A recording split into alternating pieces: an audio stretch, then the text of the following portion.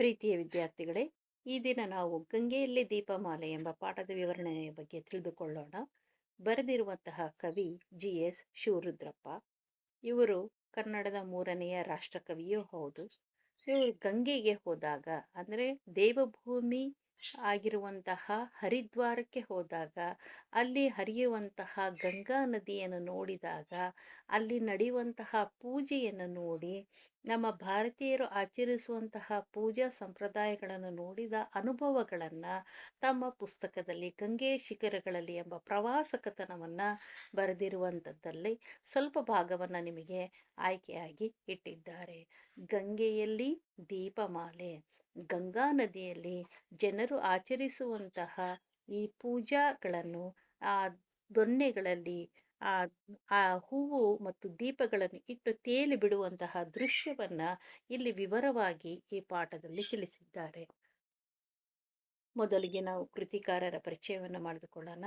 ಬರೆದಿರುವಂತಹ ಕವಿ ಜಿ.ಎಸ್. ಶಿವರುದ್ರಪ್ಪನವರು 7/2/1926 ಶಿವಮೊಗ್ಗ ಜಿಲ್ಲೆಯ ಶಿಕಾರಿಪುರ ತಾಲೂಕಿನ ಈಸೂರು ಎಂಬ ಗ್ರಾಮದಲ್ಲಿ ಜನಿಸಿರುವಂಥದ್ದು. ಈಸೂರು ನಮ್ಮ ಕನ್ನಡದ ಮೊದಲನೇ ಸ್ವಾತಂತ್ರ್ಯವನ್ನ ಪ್ರಾರಂಭ ಮಾಡಿರುವಂತಹ ಒಂದು ಆ ಸ್ಥಳ ಕೂಡ ಹೌದು. ಕನ್ನಡ ಸಾಹಿತ್ಯ ಕ್ಷೇತ್ರದಲ್ಲಿ ಇವರು ಕವಿಗಳಾಗಿ ವಿಮರ್ಶಕರಾಗಿಯೂ ಕೂಡ ಪ್ರಸಿದ್ಧವನ್ನ ಪಡೆದಿದ್ದಾರೆ. ಕನ್ನಡ ಸಾಹಿತ್ಯಕ್ಕೆ ಒಂದು ಪ್ರಬುದ್ಧತೆಯನ್ನ, ಒಂದು ಉತ್ತಮತೆಯನ್ನ, ಒಂದು ಶ್ರೀಮಂತಿಕೆಯನ್ನು ನೀಡಿರುವಂತಹ ಒಬ್ಬ ಹಿರಿಯ ಕವಿ. ಮೈಸೂರು, ಉಸ್ಮಾನಿಯಾ, ಬೆಂಗಳೂರು ವಿಶ್ವವಿದ್ಯಾನಿಲಯಗಳಲ್ಲಿ ಪ್ರಾಧ್ಯಾಪಕರಾಗಿದ್ರು ಕೂಡ ಜಿ.ಎಸ್. ಶಿವರುದ್ರಪ್ಪನವರು ರಚಿಸಿರುವಂತಹ ಸೌಂದರ್ಯ ಸಮೀಕ್ಷೆ ಎಂಬ ಮಹಾಪ್ರಬಂಧಕ್ಕೆ PhD ಪದವಿಯ ಕೂಡ ದೊರೆತಿದೆ. ಮಾಸ್ಕೋದಲ್ಲಿ 22 ದಿನ ಎಂಬ ಪ್ರವಾಸ ಕಥನಕ್ಕೆ ಸೋವಿಯತ್ ಲ್ಯಾಂಡ್ ಪ್ರಶಸ್ತಿ. ಕಾವ್ಯ ಮೀಮಾಂಸೆಯ ಹೊಸ ಪರಿಕಲ್ಪನೆಗಳಿಗೆ ಕಾವ್ಯಾಸಕ್ತರಿಗೆ ನೀಡುವಂತಹ ಒಂದು ಕಾವ್ಯಾರ್ಥ ಚಿಂತನ. ಮೀಮಾಂಸೆ ಅಂದರೆ ವ್ಯಾಕರಣ. ಈ ವ್ಯಾಕರಣದ ಬಗ್ಗೆ ಬರೆದಿರುವಂತಹ ಈ ಕಾವ್ಯಾರ್ಥ ಚಿಂತನ ಎಂಬ ವಿಮರ್ಶಾ ಕೃತಿಗೆ ಕೇಂದ್ರ ಸಾಹಿತ್ಯ ಅಕಾಡೆಮಿ ಪ್ರಶಸ್ತಿ. ಇವರ ಸಮಗ್ರ ಸಾಹಿತ್ಯಕ್ಕೆ ಪಂಪ ಪ್ರಶಸ್ತಿ ಹಾಗೂ ಮಾಸ್ತಿ ಪ್ರಶಸ್ತಿಗಳು ಸಿಕ್ಕಿವೆ. ಸಾಮಗಾನ, ಚಲುವು ಒಲವು, ಸಂಜೆದಾರಿ, ದೇವಶಿಲ್ಪ, ದೀಪದ ಹೆಜ್ಜೆ, ತೀರ್ಥವಾಣಿ, ಕಾರ್ತಿಕ, ಅನಾವರಣ ಮೊದಲಾದ ಕವನ ಸಂಕಲನಗಳನ್ನು ರಚಿಸಿದ್ದಾರೆ. ಪ್ರಸ್ತುತ ಈ ಗದ್ಯ ಭಾಗವನ್ನ ನಿಮಗೆ ಇಟ್ಟಿರುವಂಥದ್ದು ಈ ಗಂಗೆ ಶಿಖರಗಳಲ್ಲಿ ಎಂಬ ಪ್ರವಾಸ ಕಥನದಿಂದ ಆರಿಸಿದೆ. ಈ ಪಕ್ಕದಲ್ಲಿ ಕೂಡ ನೀವು ಚಿತ್ರಗಳನ್ನು ನೋಡಬಹುದು. ಬರೆದಿರುವಂತಹ ಅವರ ಪುಸ್ತಕಗಳು ಕೂಡ ಇದೆ. ಮುಖ್ಯವಾಗಿರುವಂತಹ ಅಂಶಗಳನ್ನು ಇದರಲ್ಲಿ ಗಮನಿಸಿ. ಕಾಲ 1907/2/1926. ಸ್ಥಳ ಶಿವಮೊಗ್ಗ ಜಿಲ್ಲೆ ಶಿಕಾರಪುರ ತಾಲೂಕಿನ ಈಸೂರು. ಕೃತಿಗಳು: ಸೌಂದರ್ಯ ಸಮೀಕ್ಷೆ, ಕಾವ್ಯಾರ್ಥ ಚಿಂತನ, ಸಾಮಗಾನ, ಚಲುವು ಒಲವು, ಸಂಜೆದಾರಿ, ದೇವಶಿಲ್ಪ, ದೀಪದ ಹೆಜ್ಜೆ, ತೀರ್ಥವಾಣಿ ಮುಂತಾದವು.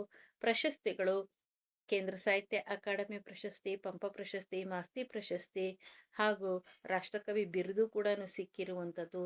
ಮತ್ತೆ ಇವರಿಗೆ ಆಕರ ಗ್ರಂಥ ಬಂದ್ಬಿಟ್ಟು ಗಂಗೆ ಶಿಖರಗಳಲ್ಲಿ ಎಂಬ ಪ್ರವಾಸ ಕಥನ. ಇದು ಒಂದು ಪ್ರವಾಸ ಕಥನ. ಅವರ ಒಂದು ಪ್ರವಾಸಕ್ಕೆ ಹೋಗಿರುವಂತಹ ಅನುಭವಗಳನ್ನ ಈ ಪುಸ್ತಕದಲ್ಲಿ ಬರೆದಿರುವಂಥದ್ದು. ಮತ್ತು ಇವರ ಸೇವೆಯನ್ನು ನೋಡಿದಾಗ ಮೈಸೂರು, ಉಸ್ಮಾನಿಯಾ ಮತ್ತು ಬೆಂಗಳೂರು ವಿಶ್ವವಿದ್ಯಾನಿಲಯಗಳಲ್ಲಿ ಪ್ರಾಧ್ಯಾಪಕರಾಗಿ ಕೆಲಸವನ್ನ ಮಾಡಿರುವಂತಹ ಒಬ್ಬ ಕವಿ. ಪಾಠ ಪ್ರವೇಶಕ್ಕೆ ಬರೋಣ. ಕನ್ನಡದಲ್ಲಿ ಒಂದು ಸುಂದರವಾದ ಒಂದು ಗಾದೆ ಇದೆ. ದೇಶ ಸುತ್ತು ನೋಡು, ಕೋಶ ಓದಿ ನೋಡು. ನಾವು ನಮ್ಮ ಜ್ಞಾನವನ್ನ, ನಮ್ಮ ಅಥವಾ ವ್ಯಾವಹಾರಿಕ ಜ್ಞಾನವನ್ನ ಅಥವಾ ನಮ್ಮ ಪ್ರಾಪಂಚಿಕ ಜ್ಞಾನವನ್ನ ತಿಳಿಯಲು ನಾವು ಹೊರ ದೇಶವನ್ನಾದರೂ ಅಥವಾ ದೇಶವನ್ನಾದರೂ ಸುತ್ತಬೇಕು, ಅಥವಾ ಕೋಶ ಅಥವಾ ಪುಸ್ತಕವನ್ನಾದರೂ ಓದಿ ತಿಳಿಯಬೇಕು. ಈ ರೀತಿ ಬೇರೆ ಬೇರೆ ವ್ಯಕ್ತಿಗಳು ಅಥವಾ ಕವಿಗಳು, ಜ್ಞಾನಿಗಳು, ಸಾಹಿತಿಗಳು ಸ್ಥಳಕ್ಕೆ ಹೋಗಿ ಅಲ್ಲಿರುವಂತಹ ನಡೆದಿರುವಂತಹ ಆಚಾರ ವಿಚಾರ ಸಂಪ್ರದಾಯಗಳನ್ನು, ಅಲ್ಲಿರುವಂತಹ ಕೆಲವು ವಿಶೇಷತೆಗಳನ್ನು ತಮ್ಮ ಪುಸ್ತಕಗಳಲ್ಲಿ ಬರೆದಿರುವಂತಹ ಮುಖಾಂತರ ಕೂಡ ನಾವು ಜ್ಞಾನವನ್ನೇ ಹೆಚ್ಚಿಸಬಹುದು. ಇದೇ ರೀತಿ ಇಂತಹದೇ ಒಂದು ಪ್ರವಾಸ ಕಥನ ಅದು ಗಂಗೆಯ ಶಿಖರಗಳಲ್ಲಿ. ಹೊರಹೂರು ದೇಶಗಳನ್ನು ಸಂದರ್ಶಿಸಿ ಅಲ್ಲಿರುವಂತಹ ಪ್ರೇಕ್ಷಣೀಯ ಸ್ಥಳಗಳು, ಇತಿಹಾಸ, ಕಲೆ, ಸಾಹಿತ್ಯ, ವಿಜ್ಞಾನಗಳನ್ನು ತಿಳಿಯುವಂತಹ ಕುತೂಹಲ ಎಲ್ಲರಿಗೂ ಇರುವಂಥದ್ದು ಸಹಜ. ಮನುಷ್ಯ ಕುತೂಹಲ ಜೀವಿ. ಅವನು ಬೆಟ್ಟಗಳನ್ನಾಗಲಿ, ಸಮುದ್ರದ ಆಳವನ್ನಾಗಲಿ, ಎಲ್ಲಿಯಾದರೂ ಹಿಮ ಪ್ರದೇಶಗಳಲ್ಲಾಗಿರ್ಬೋದು, ಪ್ರಪಾತಗಳಲ್ಲಾಗಿರ್ಬೋದು, ಪರ್ವತಗಳನ್ನಾಗಿರ್ಬೋದು, ಪ್ರತಿಯೊಂದನ್ನು ಕೂಡ ಮನುಷ್ಯ ಅದನ್ನ ಹೋಗಿ ನೋಡುವಂಥದ್ದು ಅವನಿಗೆ ಕುತೂಹಲವನ್ನ ಹೊಂದಿರುವಂತಹ ಒಬ್ಬ ಜೀವಿ. ಇದರಿಂದ ಪ್ರೇರಿತರಾಗಿ ಅನೇಕರು ಕೂಡ ಹೀಗಾಗಿ ಒಬ್ಬ ವ್ಯಕ್ತಿ ಹೋಗಿ ಬಂದು ತಮ್ಮ ಅನುಭವಗಳನ್ನು ತಿಳಿಸಿದ ನಂತರ ಅನೇಕರು ಕೂಡ ಆ ದೂರದ ಸ್ಥಳಗಳಿಗೆ ಪ್ರವಾಸ ಮಾಡ್ತಾರೆ. ಪ್ರವಾಸ ಕಾಲದಲ್ಲಿ ತಾವು ಕಂಡಿರುವಂತಹ ಸುಂದರ ದೃಶ್ಯಗಳನ್ನ, ಸ್ಥಳಗಳನ್ನ ಆಚಾರ ವಿಚಾರಗಳನ್ನು, ಅಲ್ಲಿರುವಂಥ ನಡವಳಿಕೆಗಳು ಎಲ್ಲವನ್ನೂ ಕೂಡ ಪ್ರತಿಯೊಬ್ಬ ಪ್ರವಾಸಿ ಕೂಡ ತನ್ನದೇ ಆಗಿರುವಂಥ ದೃಷ್ಟಿಕೋನದಿಂದ ನೋಡ್ತಾನೆ. ಮತ್ತು ತಾನು ಕಂಡದ್ದನ್ನ, ಅದನ್ನ ಅನುಭವಿಸಿದ್ದನ್ನ ಸಾಹಿತ್ಯ ರೂಪದಲ್ಲಿ ಕೂಡ ತರಬೇಕೆಂಬ ಉತ್ಸಾಹ ಎಲ್ಲರಿಗೂ ಕೂಡ ಇರುವಂಥದ್ದು. ಈ ರೀತಿ ಇದ್ದವರೆಲ್ಲರೂ ಕೂಡ ಪ್ರವಾಸಕತನವನ್ನ ರಚನೆ ಮಾಡುವುದು. ಪ್ರವಾಸ ಸಾಹಿತ್ಯ ಕೂಡ ಒಂದು ಸೃಜನಾಶೀಲ ಕಲಾವಿದ ಕ್ರಿಯೇಟಿವಿಟಿ ಅಥವಾ ನಮಗೆ ಸ್ವಂತವಾಗಿ ಅವರ ಅಭಿವ್ಯಕ್ತಿಯಾಗಿ ಕಲಾ ಅಭಿವ್ಯಕ್ತಿಯಾಗಿ ಕನ್ನಡದಲ್ಲಿ ಕಾಣಿಸಿಕೊಂಡಿದ್ದು ಮೊದಲು 20ನೇ ಶತಮಾನದಲ್ಲಿ. ಲೇಖಕರು ಕೂಡ ಇಲ್ಲಿ ಯಾರು, G.S. ಶಿವರುದ್ರಪ್ಪನವರು ಕೂಡ ಗಂಗೆಯ ಶಿಖರ ಬೆಟ್ಟಗಳಲ್ಲಿ ಪ್ರವಾಸ ಕೈಗೊಂಡಾಗ ಆ ಗಂಗೆಯಲ್ಲಿ ತಾವು ಕಂಡಂತಹ ದೀಪಮಾಲೆಯ ಅಪೂರ್ವವಾಗಿರುವಂತಹ ದೃಶ್ಯವನ್ನ ಈ ಗದ್ಯ ಭಾಗದಲ್ಲಿ ಬಣ್ಣಿಸಿದ್ದಾರೆ. ಮೇ ತಿಂಗಳು 1984 13ನೇ ದಿನಾಂಕ. ಆ ಸಮಯದಲ್ಲಿ ಈ ಲೇಖಕರು ಆ ಸ್ಥಳಕ್ಕೆ ಹೋಗಿರುವಂಥದ್ದು, ಹರಿದ್ವಾರದಲ್ಲಿ ಹೋಗಿರುವಂಥದ್ದು. ಇಡೀ ಮಧ್ಯಾಹ್ನದ ಸುಡು ಬಿಸಿಲಿನಲ್ಲಿ ನಾವು ಸೈಕಲ್ ರಿಕ್ಷಾ ಮಾಡಿಕೊಂಡು ಹರಿದ್ವಾರದಲ್ಲಿ ಬೀದಿಗಳಲ್ಲಿ ಹೊರಟಿದ್ದೆವು. ಇಲ್ಲಿ ನಾವು ಎಂದು ಬಂದಾಗ ಲೇಖಕರು ಎಂದು ತಿಳಿಯಬೇಕು. ಲೇಖಕರು ಹಾಗೂ ಅವರ ಜೊತೆಗಿರುವಂತಹ ಸಹ ಪ್ರಯಾಣಿಕರು ಅಂತ ತಿಳಿದು ಕೂಡ ಅವರ ಜೊತೆಗಿರುವಂತಹ ಸಹಚರರು. ಆ ಸಮಯದಲ್ಲಿ ಇದ್ದಂತಹ ಸೈಕಲ್ ರಿಕ್ಷಾ ಅದನ್ನು ಮಾಡಿಕೊಂಡು ಅವರು ಹರಿದ್ವಾರದ ಬೀದಿಗಳನ್ನು ಸುತ್ತಾಡಲು ಹೋದಾಗ ಸಂಜೆ ಒಳಗಾಗಿ ಸಾಧ್ಯವಾದಷ್ಟು ಸ್ಥಳಗಳನ್ನೆಲ್ಲ ಅಲ್ಲಿರುವಂತಹ ಹರಿದ್ವಾರದಲ್ಲಿರುವಂತಹ ಆಶ್ರಮಗಳನ್ನ ಅಥವಾ ದೇವಾಲಯಗಳನ್ನ ನೋಡಿಕೊಂಡು ಗಂಗಾ ನದಿಯ ಹತ್ತಿರ ಆ ಬ್ರಹ್ಮಕುಂಡದಲ್ಲಿ ನಡೆಯುವಂತಹ ಆರತಿಯನ್ನು ನೋಡಬೇಕು ಎಂದು ಅವರ ಮುಖ್ಯ ಉದ್ದೇಶವಾಗಿತ್ತು. ಯಾಕಂದ್ರೆ ಸಾಯಂಕಾಲ 7 ಗಂಟೆಯ ಹೊತ್ತಿಗೆ ಅಲ್ಲಿ ಗಂಗಾ ಆರತಿ ಅನ್ನೋದು ನಡೆಯುವಂಥದ್ದು. ಇದನ್ನು ನೋಡಲು ಲಕ್ಷಾಂತರ ಜನರು ಸೇರುತ್ತಾರೆ. ಹಾಗಾಗಿ ಅವರು ಕೂಡ ಅದನ್ನು ನೋಡಬೇಕೆಂದು ಹೊರಡ್ತಾರೆ. ಹಿಮಾಲಯದ ಯಾತ್ರೆಗೆ ಹೊರಡುವವರ ಪಾಲಿಗೆ ಹರಿದ್ವಾರದಿಂದ ಮುಂದಕ್ಕೆ ತೆರೆಯುವ ಪುರಾಣದ ಪುಟಗಳಿಗೆ ಲೆಕ್ಕವಿಲ್ಲ. ಪುರಾಣ, ಚರಿತ್ರೆ ಹಾಗೂ ವಾಸ್ತವಗಳು ಒಂದರ ಜೊತೆಗೊಂದು ಬಿಡಿಸಲಾಗದಂತೆ ಹೆಣೆದುಕೊಂಡಿವೆ ಇಲ್ಲಿ. ಹರಿದ್ವಾರ ಅನ್ನೋದು ದೇವಭೂಮಿ ಅಂತೇಳಿ ಈಗಲೂ ಕೂಡ ಜನ ಅದನ್ನ ಕರೀತಾರೆ. ಮತ್ತು ದೇವಭೂಮಿ, ಗಂಗೆ ಹರಿದು ಮೊದಲು ಬಂದಿರುವಂತಹ ಸ್ಥಳ. ಹಾಗಾಗಿ ಹಿಮಾಲಯದ ಯಾತ್ರೆಗೆ ಯಾರ್ಯಾರು ಹೊರಡ್ತಾರೋ ಅಲ್ಲಿಂದ ಹರಿದ್ವಾರದಿಂದ ಮುಂದಕ್ಕೆ ಹೊರಡಬೇಕು ಅಂತ ಅವರಿಗೆ ಈ ಮುಂದಕ್ಕೆ ತಿರುವಂತಹ ಪುರಾಣದ ಕಥೆಗಳಿಗೆ, ಪುರಾಣಗಳು, ಚರಿತ್ರೆಗಳು, ಅಲ್ಲಿ ಇರುವಂತಹ ವಾಸ್ತವಗಳ ಕಥೆಗಳು ಒಂದಕ್ಕೊಂದು ಬಿಡಿಸಲಾಗದಂತೆ ಒಂದನ್ನು ತೆಗೆದಂತೆ ಇನ್ನೊಂದು ಕಥೆ ಅಲ್ಲಿಂದ ಹೊರಬರುತ್ತೆ. ಈ ರೀತಿ ಒಂದನ್ನೊಂದು ಬಿಡಿಸಲಾಗದಂತೆ ಹೆಣೆದುಕೊಂಡಿವೆ ಇಲ್ಲಿ ಎಂದು ಆ ಸ್ಥಳದ ವಿಶೇಷತೆಯನ್ನು ತಿಳಿಸ್ತಾ ಇದ್ದಾರೆ. ಹರಿದ್ವಾರ ಎಲ್ಲ ತೀರ್ಥಕ್ಷೇತ್ರ ನಗರಗಳಂತೆ ತನ್ನೊಳಗೆ ಪ್ರಾಚೀನತೆಯ ಲಕ್ಷಣಗಳನ್ನು ಉಳಿದುಕೊಂಡಿದೆ. ನಮ್ಮ ಭಾರತದ ಪ್ರತಿಯೊಂದು ತೀರ್ಥಯಾತ್ರೆಯನ್ನು ನಾವು ನೋಡಿದಾಗ, ತೀರ್ಥ ಸ್ಥಳಗಳನ್ನು ನೋಡಿದಾಗ ಅದಕ್ಕೆ ತನ್ನದೇ ಆದ ಒಂದು ಸ್ಥಳದ ವೈಶಿಷ್ಟ್ಯತೆಯನ್ನು ಹೊಂದಿದೆ. ಅದೇ ರೀತಿ ಹರಿದ್ವಾರ ಕೂಡ ತನ್ನದೇ ಆಗಿರುವಂತಹ ಒಂದು ಪ್ರಾಚೀನ ಲಕ್ಷಣಗಳನ್ನು ಹುಡುಕೊಂಡಿದೆ. ಹರಿದ್ವಾರದ ಎರಡೂ ಬದಿಗೆ ಎತ್ತರದ ಮನೆಗಳನ್ನು ಹಬ್ಬಿಸಿಕೊಂಡ ಇಕ್ಕಟ್ಟಾದ ಬೀದಿಗಳ ಸಾಲು, ನಡುವೆ ತಟ್ಟನೆ ಕಣ್ಣನ್ನು ಸೆಳೆಯುವ ಗುಡಿಗಳು, ಆಶ್ರಮಗಳು, ಧರ್ಮಶಾಲೆಗಳು ಇತ್ಯಾದಿಗಳಿಂದ ಮತ್ತು ಎಲ್ಲಾ ತೀರ್ಥ ಕ್ಷೇತ್ರಗಳಿಗೂ ಸಮಾನ ಅಂಶವಾದ ಗಲೀಜುಗಳಿಂದ ತನ್ನ ಪ್ರತ್ಯೇಕತೆಯನ್ನ ಕಾಯ್ದುಕೊಂಡಿದೆ. ಹಾಗಾದ್ರೆ ಇಲ್ಲಿ ಗುಡಿಗಳು, ಆಶ್ರಮಗಳು ಮತ್ತು ಧರ್ಮಶಾಲೆಗಳು ಬಹಳಷ್ಟು ಹೆಚ್ಚಾಗಿ ಇರುವುದರಿಂದ ಇಲ್ಲಿ ಎಲ್ಲಾ ತೀರ್ಥಕ್ಷೇತ್ರಗಳಲ್ಲಿ ಹೇಗೆ ಜನರು ಅದನ್ನ ಬಳಸ್ಕೊಂಡು ಅಥವಾ ಅದನ್ನು ಉಪಯೋಗಿಸಿ ಅನೇಕ ಗಲೀಜುಗಳನ್ನು ಮಾಡಿ ಹೋಗ್ತಾರೆ. ಆದ್ರೆ ಇದರಲ್ಲಿ ಅಂತಹ ಒಂದು ಪ್ರತ್ಯೇಕತೆಯಿಂದ ಅದರಲ್ಲಿ ಶುಭ್ರವಾಗಿದೆ ಅಂತೇಳಿ ಅರ್ಥ. ಭಾರತದ 7 ಪ್ರಾಚೀನ ಪವಿತ್ರ ನಗರಗಳಲ್ಲಿ ಕೂಡ ಇದು ಒಂದು. ಹರಿದ್ವಾರನ ಇಲ್ಲಿ ಸ್ಥಳದ ಮಹಿಮೆಯನ್ನು ತಿಳಿಸ್ತಾ ಹೋಗ್ತಾ ಇದ್ದಾರೆ. ಹರಿದ್ವಾರ ಭಾರತದ 7 ಪವಿತ್ರ ನಗರಗಳಲ್ಲಾಗಿರುವಂತಹದ್ದು ಇದು ಕೂಡ ಒಂದು. ಮೊದಲನೇದಾಗಿ ಬರುವಂಥದ್ದು ಅಯೋಧ್ಯೆ, ಮಥುರಾ, ಕಾಶಿ, ಮಾಯಾ, ಕಾಂಚಿ, ಅವಂತಿ, ದ್ವಾರಾವತಿ ಇವೇ ಪುರಾಣೋಕ್ತವಾದ ಆ ಪ್ರಾಚೀನ ನಗರಗಳು.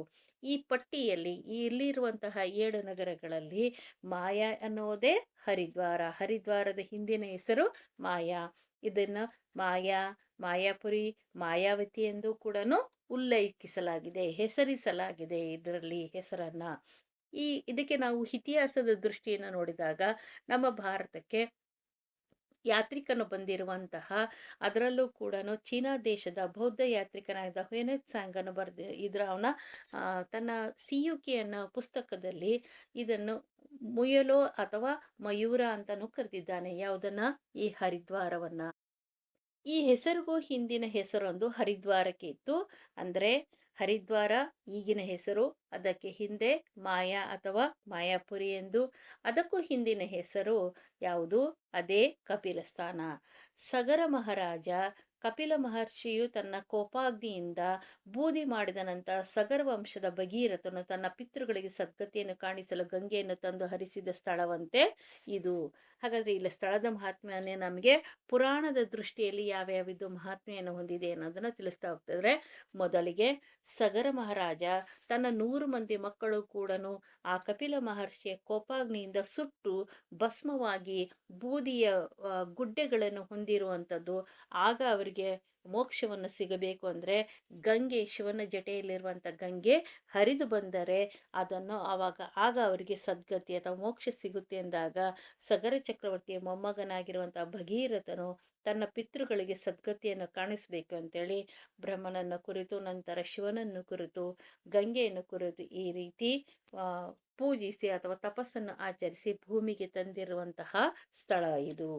ಮಹಮದೀಯ ಚರಿತ್ರಕಾರರು ಹರಿದ್ವಾರದ ಬದಲು ಗಂಗಾದ್ವಾರ ಎಂಬ ಹೆಸರನ್ನು ಉಲ್ಲೇಖಿಸಿದ್ದಾರೆ.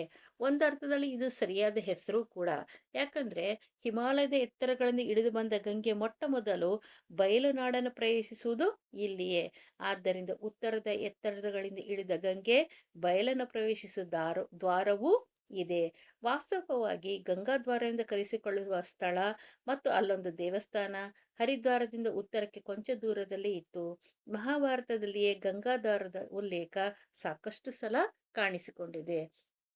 ಇದಕ್ಕೆ ಮಹಮದೀಯ ಚರಿತ್ರಕಾರರು ಕೂಡ ಹರಿದ್ವಾರ ಅನ್ನೋದ ಬದಲು ಅದಕ್ಕೆ ಗಂಗಾದ್ವಾರ ಅಂತೇಳಿ ಹೆಸರನ್ನು ಇಟ್ಟಿದ್ದಾರೆ. ಒಂದರ್ಥದಲ್ಲಿ ಇದು ಸರಿಯಾದ ಹೆಸರು ಕೂಡ. ಯಾಕಂದ್ರೆ ಹಿಮಾಲಯದ ಎತ್ತರಗಳಿಂದ ಇಳಿದು ಬಂದಿರುವಂತ ಗಂಗೆ ಮೊದಲು ಬಯಲಿಗೆ ಕಾಣಿಸುವಂಥದ್ದು ಅಥವಾ ಬಯಲನ್ನು ಪ್ರವೇಶಿಸುವಂಥದ್ದು ಇಲ್ಲಿಯೇ. ಆ ಉತ್ತರದ ಎತ್ತರವಾದ ಬೆಟ್ಟಗಳಿಂದ ಇಳಿದು ಗಂಗೆ ಬಯಲನ್ನು ಪ್ರವೇಶಿಸುವಂತಹ ದ್ವಾರ ಅಥವಾ ಬಾಗಿಲು ಕೂಡ ಇದೆ. ವಾಸ್ತವವಾಗಿ ಅಂದ್ರೆ ಪ್ರಸ್ತುತವಾಗಿ ಅದಕ್ಕೆ ಗಂಗಾಧಾರ ಅಂತ ಕರೆಸಿಕೊಳ್ಳುವಂತ ಸ್ಥಳ, ಅಲ್ಲಿ ದೇವಸ್ಥಾನ ಹರಿದ್ವಾರದಿಂದ ಸ್ವಲ್ಪ ದೂರದಲ್ಲೇ ಇತ್ತು. ಮಹಾಭಾರತದಲ್ಲೂ ಕೂಡ ಈ ಗಂಗಾದ್ವಾರದ ಉಲ್ಲೇಖ ಅಥವಾ ಹೆಸರು ಅನ್ನೋದು ಸಾಕಷ್ಟು ಬಾರಿ ಕಾಣಿಸಿಕೊಂಡಿದೆ. ಈ ರೀತಿ ಹರಿದ್ವಾರದ ಸ್ಥಳದ ಮಹಿಮೆಯನ್ನು ತಿಳಿಸ್ತಾ ಹೋಗ್ತಾರೆ. ಹಾಗಾದ್ರೆ ಮಹಾಭಾರತದಲ್ಲಿ ಕೂಡ ಈ ಸ್ಥಳದ ಬಗ್ಗೆ ಇನ್ನೇನು ಇದಿದೆ, ವಿಚಾರಗಳಿದ್ದೇವೆ ಅಂತೇಳಿ ಲೇಖಕರು ನಮಗೆ ತಿಳಿಸ್ತಾ ಹೋಗ್ತಾರೆ. ಮಹಾಭಾರತದ ಶಂತನುವಿನ ತಂದೆ ಅಂದ್ರೆ ಯಾರು? ಭೀಷ್ಮನ ತಂದೆ ಆಗಿರುವಂತಹ ಶಂತನುವಿನ ತಂದೆ ಪ್ರದೀಪನು ಗಂಗಾಧಾರದಲ್ಲಿ ಗಂಗಾದ್ವಾರ, ಹರಿದ್ವಾರ, ಮಾಯಾ, ಕಪಿಲಸ್ಥಾನ ಇವೆಲ್ಲವೂ ಕೂಡ ಅದಕ್ಕಿರುವಂತಹ ಹೆಸರುಗಳು. ಆ ಗಂಗಾದ್ವಾರದಲ್ಲಿ ತಪಸ್ಸನ್ನು ಆಚರಿಸ್ತಾ ಇರ್ತಾನೆ. ಆಗ ಗಂಗೆ ಒಂದು ಕನ್ಯೆಯ ರೂಪವನ್ನು ತಾಳಿ ತನ್ನನ್ನು ಪರಿಗ್ರಹಿಸುವಂತೆ ಅಥವಾ ತನ್ನನ್ನು ವಿವಾಹವಾಗುವಂತೆ ಅವನನ್ನ ಕೇಳ್ಕೊಳ್ತಾಳೆ. ಆದ್ರೆ ಆಕೆಯನ್ನ ತನ್ನ ಮಗಳಂತೆ ಭಾವಿಸದಾಗಿ, ನಾನು ನಿನ್ನನ್ನು ಪುತ್ರಿ ಸಮಾನವಾಗಿ ನೋಡ್ತಾ ಇರೋದ್ರಿಂದ ಅದಕ್ಕೋಸ್ಕರ ನೀನು ಇಷ್ಟಪಟ್ರೆ ತನ್ನ ಮಗನಿಗೆ ಅಂದ್ರೆ ಶಂತನುವಿಗೆ ಮದುವೆಯನ್ನ ಮಾಡಿಸೋದಾಗಿ ತಿಳಿಸ್ತಾನೆ. ಇದು ಗಂಗೆ ಶಂತನವನ್ನ ವರಿಸಿರುವಂತಹ ಒಂದು ಸ್ಥಳ ಅಥವಾ ಗಂಗೆ ಈ ಭೂಮಿಯಲ್ಲಿ ಮೊದಲು ಭೂಮಿಗೆ ಬಂದು ಶಂತನವನ್ನ ವಿವಾಹವಾದಂತಹ ಸ್ಥಳ. ನಂತರ ದ್ರೋಣನ ತಂದೆ ಆಗಿರುವಂತಹ ಭಾರದ್ವಾಜ ಮಹರ್ಷಿ ಕೂಡ ಅಪ್ಸರೆ ಆಗಿರುವಂತಹ ಘೃತಾಚಿಯನ್ನು ಕಂಡು ಮೋಹಗೊಂಡು ದ್ರೋಣಾಚಾರ್ಯರ ಹುಟ್ಟಿಗೆ ಕಾರಣ ಆಗಿರುವಂಥದ್ದು ಕೂಡ ಈ ಗಂಗಾದ್ವಾರದಲ್ಲಿಯೇ. ಎರಡನೇ ಸ್ಥಳ ಮಹಾತ್ಮೆಯನ್ನು ತಿಳಿಸ್ತಾ ಹೋಗ್ತಾರೆ. ಇನ್ನು ಮೂರನೇದು, ಅರ್ಜುನ ಕೂಡ ತನ್ನ ತೀರ್ಥಯಾತ್ರೆ ಸಂದರ್ಭದಲ್ಲಿ ಕೆಲವು ಕಾಲ ಈ ಗಂಗಾದ್ವಾರದಲ್ಲಿ ತಂಗಿರ್ತಾನೆ ಅಥವಾ ವಿಶ್ರಾಂತಿಯನ್ನು ಪಡೆದಿರ್ತಾನೆ. ಒಂದಿನ ಆತ ಗಂಗೆಯಲ್ಲಿ ಸ್ನಾನ ಮಾಡಬೇಕಾದ್ರೆ ನಾಗಲೋಕದ ಕನ್ಯೆಯಾಗಿರುವಂತ ಉಲೂಪಿ ಅವನನ್ನು ನೋಡಿ ಮೋಹಗೊಂಡು ಅವನನ್ನ ಸೆಳ್ಕೊಂಡು ನಾಗಲೋಕಕ್ಕೆ ಕರೆದುಕೊಂಡು ಹೋಗ್ತಾಳೆ. ಅವಳನ್ನು ವರಿಸಿರುವಂತಹ ಅಥವಾ ವಿವಾಹವಾಗಿರುವಂತ ಅರ್ಜುನ ಆಕೆಯನ್ನ ಮತ್ತೆ ಪುನಃ ಆ ಗಂಗಾದ್ವಾರದಲ್ಲೇ ಬಿಟ್ಟು ತನ್ನ ತೀರ್ಥಯಾತ್ರೆಯನ್ನ ಮುಂದುವರಿಸ್ತಾನೆ. ಈ ರೀತಿ ಇಲ್ಲಿ ಶಂತನುವಿನ ತಂದೆಯ ವಿಚಾರ, ನಂತರ ಶಂತನು ಗಂಗೆಯನ್ನು ಮದುವೆ ಆಗಿರುವಂಥದ್ದು, ಎರಡನೆಯದು ದ್ರೋಣಾಚಾರ್ಯರ ಹುಟ್ಟಿಗೆ ಕಾರಣವಾಗಿರುವಂಥದ್ದು, ಮೂರನೇದು ಅರ್ಜುನ ತಾನು ತೀರ್ಥಯಾತ್ರೆಗೆ ಹೋಗುವಾಗ ಉಲೂಚಿಯನ್ನು ಮದುವೆಯಾಗಿ ಮತ್ತೆ ಪುನಃ ಅವಳನ್ನು ಇದೇ ಸ್ಥಳದಲ್ಲಿ ಬಿಟ್ಟು ಹೋಗಿರುವಂಥದ್ದು. ಈ ರೀತಿ ನಮಗೆ ಪುರಾಣಗಳಲ್ಲಿ ಇರುವಂತಹ ವಿಚಾರಗಳನ್ನ ನಮಗೆ ಲೇಖಕರು ಇಲ್ಲಿ ತಿಳಿಸಿದ್ದಾರೆ. ಬ್ರಹ್ಮಕುಂಡ ಅಂತ ಕರೆಸಿಕೊಳ್ಳುವಂತಹ ನದಿಯ ಹರಹಿನ ಅದು ಸುತ್ತಲೂ ಹರಿಯುವಂತ ಸ್ಥಳಗಳಲ್ಲೂ ಕೂಡ ಆ ಗಂಗಾ ನದಿ ಎಲ್ಲೆಲ್ಲಿ ಹರಿತಾ ಹೋಗುತ್ತೋ ಆ ಸುತ್ತಲೂ ಕೂಡ ಮೆಟ್ಟಿಲುಗಳ ಮೇಲೆ ಆಗಲೇ ಸ್ಥಳವನ್ನ ಆಕ್ರಮಿಸಿಕೊಂಡು ಜನರು ಆಗಲೇ 7 ಗಂಟೆ ಆರತಿಗೆ ಅಂತೇಳಿ ಜನರು ಎಲ್ಲರೂ ಕೂಡ ನೋಡುವುದಕ್ಕಾಗಿ ಆ ಜಾಗವನ್ನು ಆಕ್ರಮಿಸಿಕೊಂಡು ಕೂತ್ಕೊಂಡ್ಬಿಟ್ಟಿದ್ರು. ಗಂಗೆಗೆ ಆರತಿ ನಡೆಯುವಂಥದ್ದು ಕೂಡ ಇಲ್ಲಿಯೇ. ಇದು ಬಹಳ ಅದ್ಭುತವಾಗಿರುವಂಥದ್ದು. ಇದನ್ನು ಹೇಳುವುದಕ್ಕಿಂತ ಕಣ್ಣಾರೆ ನೋಡುವಂಥದ್ದು ಬಹಳಷ್ಟು ಸಂಭ್ರಮವಾಗಿರ್ತದೆ. ಸಂಜೆ 7 ಗಂಟೆಗೆ ನಾವು ಕೂಡ ಅಂದ್ರೆ ಇಲ್ಲಿ ಲೇಖಕರು ಕೂಡ ಆರತಿಯನ್ನು ವೀಕ್ಷಿಸಲು ನೋಡಲು ಅನುಕೂಲವಾಗುವಂತೆ ಆ ಗಂಗೆ ದೇವಸ್ಥಾನದ ಎದುರಿಗೇನೆ ದಡದ ಮೆಟ್ಟಲುಗಳ ಮೇಲೆ ಹೇಗೋ ದಾರಿ ಮಾಡಿಕೊಂಡು ನೀರಿನಲ್ಲಿ ಕಾಲುಗಳನ್ನು ಅವರು ಕೂಡ ಬಿಟ್ಕೊಂಡು ಹತ್ರದಲ್ಲಿ ಕುಳಿತರು. ಎಲ್ಲರ ಕೈಯಲ್ಲೂ ಅದರಲ್ಲೂ ಕೂಡ ಹೆಂಗಸರು ಆ ಹೂವಿನ ದೀಪದ ದೊನ್ನೆಗಳಲ್ಲಿ ಆ ದೊನ್ನೆಯಲ್ಲಿ ಎಲೆಯ ದೊನ್ನೆ ಅದ್ರ ತುಂಬಾ ಹೂವು ಅದರ ನಡುವೆ ಒಂದು ಎಣ್ಣೆ ಬತ್ತಿ ಈ ಬತ್ತಿಗೆ ಕಡ್ಡಿಗೀರಿ ಹೊತ್ತಿಸಿ ಕಿಡಿ ಹೊತ್ತಿಸಿ ಉರಿಯ ದೀಪದ ದೊನ್ನೆಯನ್ನು ನೀರಿನಲ್ಲಿ ತೇಲಿ ಬಿಡೋದಕ್ಕೆ ಶುರು ಮಾಡ್ತಾರೆ. ಯಾಕಂದ್ರೆ ಗಂಗೆಯನ್ನ ನಾವು ಅವರನ್ನು ನದಿಯನ್ನು ಪೂಜಿಸುವಂಥದ್ದು ನಮ್ಮ ಭಾರತೀಯರಲ್ಲೂ ಅದರಲ್ಲೂ ಕೂಡ ನಮ್ಮ ಹಿಂದೂಗಳಲ್ಲಿ ಮೊದಲಿನಿಂದಲೂ ಬಂದಿರುವಂತಹ ಒಂದು ಸಂಪ್ರದಾಯ. ಸಂಜೆ ಆಗ್ತಾ ಇದ್ದಂತೆ ಜನರೆಲ್ಲರೂ ಕೂಡ ಆ ತೇಲಿ ಬಿಡುವಂತಹ ಹೂವಿನ ದೀಪದ ದೊನ್ನೆ ಮಧ್ಯೆ ದೀಪಗಳ ಹರಿದು ಹೋಗುವಂಥದ್ದು ನೂರಲ್ಲ ಸಾವಿರ ಅಲ್ಲ ಲಕ್ಷ ಅನ್ನುವ ಸಂಖ್ಯೆಯ ಜನ ನದಿ ಎರಡೂ ಬದಿಗೆ ಪೂಜೆನ ವೀಕ್ಷಿಸೋದಕ್ಕೆ ನೋಡೋದಿಕ್ಕೆ ಕಿಕ್ಕಿರಿದು ಸೇರಿದ್ರು. ಸಂಜೆ ಕೆಂಪು ಹರಿಯುವ ನೀರಿನ ನಿರಿಗೆಗಳನ್ನು ವರ್ಣಮಯವಾಗಿ ಮಾಡುತ್ತಿದ್ದಂತೆ ಗಂಗಾಮೈಗೆ ಹೆಣ್ಣು ಮಕ್ಕಳು ಗಂಡ ಹೆಂಡತಿಯರು ತೇಲಿಬಿಟ್ಟ ಹೂವಿನ ದೊನ್ನೆಯ ದೀಪಗಳು ನದಿ ಜಲದಲ್ಲಿ ಚಲಿಸತೊಡಗಿದವು. ಸಂಜೆಯ ಹೊತ್ತು ಆ ಕಪ್ಪು ಆಗಿದ್ದ ಆ ಬಾನಿನಲ್ಲಿ ಕಪ್ಪು ಹಾಕಿದ್ದಂತೆ ಜನರು ಬಿಡುವಂತಹ ದೀಪಗಳು ಆ ದೀಪಗಳ ಪ್ರತಿಬಿಂಬಕ್ಕೆ ಆ ನೀರಿನ ಬಣ್ಣ ಕೆಂಪು ಹರಿಯುವ ನೀರಿನ ನಿರಿಗೆಗಳನ್ನು ಆ ನದಿ ಗಂಗಾ ನದಿ ನಿರಿಗೆಗಳನ್ನು ಉಟ್ಟಂತೆ ಸೀರೆಯನ್ನ ನೆರಿಗೆಗಳನ್ನ ಉಟ್ಟಂತೆ ವರ್ಣಮಯವನ್ನಾಗಿ ಬಣ್ಣವನ್ನಾಗಿ ಮಾಡುತ್ತಿದ್ದ ಆ ಗಂಗಾಮಾಯಿಗೆ ಅಥವಾ ಗಂಗಾ ಮಾತೆಗೆ ಹೆಣ್ಣು ಮಕ್ಕಳು ಗಂಡ ಹೆಂಡತಿಯರು ಸೇರಿ ತೇಲಿ ಬಿಟ್ಟುವಂತಿರುವಂತಹ ಹೂವಿನ ದೊನ್ನೆ ದೀಪಗಳು ನದಿ ದೀಪ ಜಲದಲ್ಲಿ ಚಲಿಸತೊಡಗಿದವು. ನೀರಿನಲ್ಲಿ ಅವು ತೇಲ್ತಾ ತೇಲ್ತಾ ಹೋಗ್ತವೆ. ಕೆಲವು ದೊನ್ನೆಗಳು ತೇಲಿ ಬಿಟ್ಟ ನಂತರ ಒಂದೆರಡು ಸ್ವಲ್ಪ ದೂರ ಹೋಗುವಷ್ಟರಲ್ಲಿ ಸೆಳವಿಗೆ ಸಿಕ್ಕು ನೀರಿನ ಸೆಳವಿಗೆ ಸಿಕ್ಕು ಗಿರಿಗಿರನೆ ಸುತ್ತಿ ತಲೆ ಕೆಳಗಾಗಿ ಹತ್ತಿದ ದೀಪ ನೀರಿನಲ್ಲಿ ಆರೋಗಿ ಅದರ ಜೊತೆಯಲ್ಲಿದ್ದ ಹೂಗಳು ದಿಕ್ಕಾಪಾಲಾಗಿ ಕೊಚ್ಚಿ ಹೋಗ್ತಾ ಇದ್ವು. ಇನ್ ಕೆಲವು ಜೊನ್ನೆ ದೀಪಗಳು ಸ್ವಲ್ಪ ದೂರದವರೆಗೆ ಉರಿಯುತ್ತಾ ನದಿ ಜಲದಲ್ಲಿ ಅವು ಪ್ರತಿಬಿಂಬಿತವಾಗಿತ್ತ ನೀರಿನಲ್ಲಿ ಅದರ ಬೆಳಕನ್ನು ಪ್ರತಿಫಲಿಸುತ್ತಾ ಮುಂದೆ ಹೋಗಿ ಇನ್ನಿತರ ದೊನ್ನೆಗಳಿಗೆ ತಗಲಿ ತಲೆ ಕೆಳಗಾಗ್ತಿದ್ವು. ಇನ್ನು ಕೆಲವು ಅಬಾಧಿತವಾಗಿ ಯಾವುದಕ್ಕೂ ಕೂಡ ತಗಲದೆ ಉರಿಯೋ ದೀಪಗಳ ಸಹಿತ ದೂರ ದೂರಕ್ಕೆ ಹೋಗ್ತಿದ್ದವು. ನೋಡದಂತೆ ಬಹುಸಂಖ್ಯೆಯಲ್ಲಿ ತೇಲಿಬಿಟ್ಟಂತಹ ದೀಪಗಳು ನದಿಯ ಹರಹನ್ನೆಲ್ಲ ಆ ನದಿಯ ಜಾಗವನ್ನೆಲ್ಲ ತುಂಬಿಕೊಂಡು ಅದ್ಭುತವಾದ ಒಂದು ದೃಶ್ಯ ಮಾಲೆ ಸರವನ್ನಾಗಿ ಮಾಡಿಕೊಂಡು ದೀಪಗಳ ಮಾಲೆಯನ್ನ ಮಾಡಿ ಸೃಷ್ಟಿಸಿದಂತೆ ಅದು ಕಾಣಿಸ್ತಾ ಇದ್ವು. ಆ ಅದ್ಭುತ ದೃಶ್ಯವನ್ನು ನೋಡಲು ಎರಡು ಕಣ್ಣುಗಳು ಸಾಲದು. ಸಂಜೆಯಲ್ಲಿ ಕೆಂಪು ಕರಗಿ ನದಿಯ ನೀರು ಕಪ್ಪಾದಂತೆ ಅದರ ಮೇಲೆ ತೇಲುವ ನೂರಾರು ದೀಪಗಳು ನದಿಯ ಬಟ್ಟೆಗೆ ಬೆಳಗಿನ ಕಸೂತಿ ಹಾಕಿದಂತೆ ಕಾಣುತ್ತಿದ್ದವು. ನೋಡ್ರಿ, ಇಲ್ಲಿ ಒಂದು ಸುಂದರವಾದ ವರ್ಣನೆಯನ್ನು ಕೊಟ್ಟಿದ್ದ ಹೋಗ್ತಾ ಇದ್ದಾರೆ. ಸಂಜೆಯ ಕೆಂಪು ಕರಗಿ ಸಾಯಂಕಾಲದ ಸಂಜೆ ಸೂರ್ಯಾಸ್ತದವಾದ ನಂತರ ಆ ನದಿಯ ನೀರು ಕಪ್ಪಾಗದಂತೆ ಅಂದ್ರೆ ಆಕಾಶದ ಕಪ್ಪು ಬಣ್ಣ ಅದಕ್ಕೆ ಕಾಣಿಸಿದಂತೆ ಅದರ ಮೇಲೆ ಜನರು ತೇಲಿ ಬಿಡುವಂತಹ ನೂರಾರು ದೀಪಗಳು ನದಿಯ ಬಟ್ಟೆಗೆ ಬೆಳಕಿನ ಕಸೂತಿ ಹಾಕಿದಂತೆ. ಕಸೂತಿ ಅದಕ್ಕೆ ಚಿತ್ತಾರ ಅಥವಾ ಡಿಸೈನ್ ಅಥವಾ ಅದರಲ್ಲಿ ಮಾಡಿರುವಂತಹ ಒಂದು ಹೊಲಿಗೆ. ಇಲ್ಲಿ ಒಂದು ವರ್ಣನೆಯನ್ನು ನಾವು ನೋಡ್ತಾ ಹೋಗ್ತೇವೆ. ನದಿಯ ಬಟ್ಟೆಗೆ ಬೆಳಕಿನ ಕಸೂತಿ ಹಾಕಿದಂತೆ ಕಾಣುತ್ತಿದ್ದವು. ಯಾವುದು? ದೀಪಗಳು.